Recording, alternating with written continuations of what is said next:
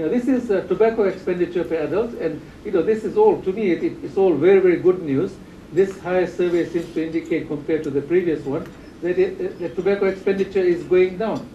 Both in rural areas, it's gone down a lot more in urban areas.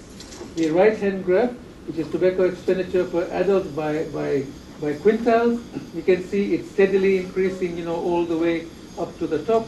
And interestingly, the bottom 20%, in rural areas is consuming more than the urban bottom 20%. Now, the top 20% in rural areas have got extremely high values of tobacco consumption. I mean, what is going on? Why are the Ministry of Health campaigns basically not reaching, the top people in rural areas? This is interesting questions to me, and I think, Ministry of Health people can probably look at this data and begin to think about explaining these results. Okay. Changes in tobacco expenditure per adult, and this is fascinating graph. There's some very, very good news, and there's some very, very bad news, right? Now, just looking at that graph, you see the green bars on the left-hand side. Green is the rural bottom 60% there. All of them have increased their expenditure on tobacco. You see all the bars below the zero line? These are groups who have reduced their expenditure on tobacco. So the gray ones are interesting. All of them have reduced, but the upper income urban people have reduced their expenditure on tobacco the most.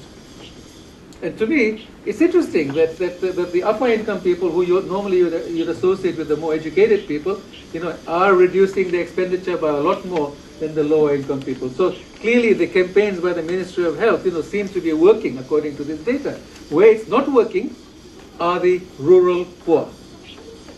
So I would think, I'm a layperson and I haven't looked at the campaigns by the Ministry of Health. I suspect that whatever they're doing to try and reduce tobacco consumption, maybe through the television, newspapers and all of that, it's not reaching the rural poor who are living out there in villages and so on. So there is a need to really rethink how you're going to reach those people and influence them. The trend there at the moment is the other way for the rural poor.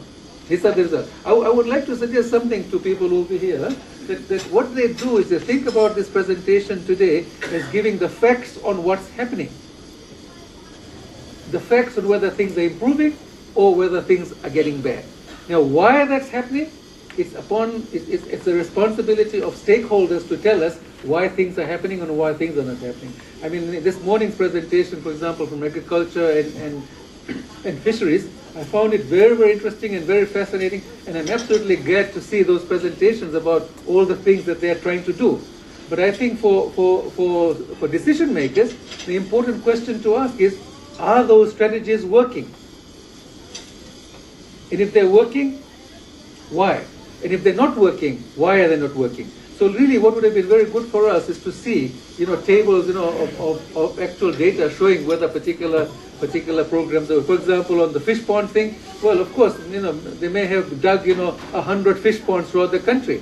But 3 years later, how many of those fish ponds are still working?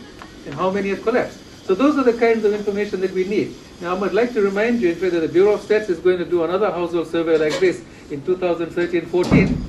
So by that time, by 2015, you will know.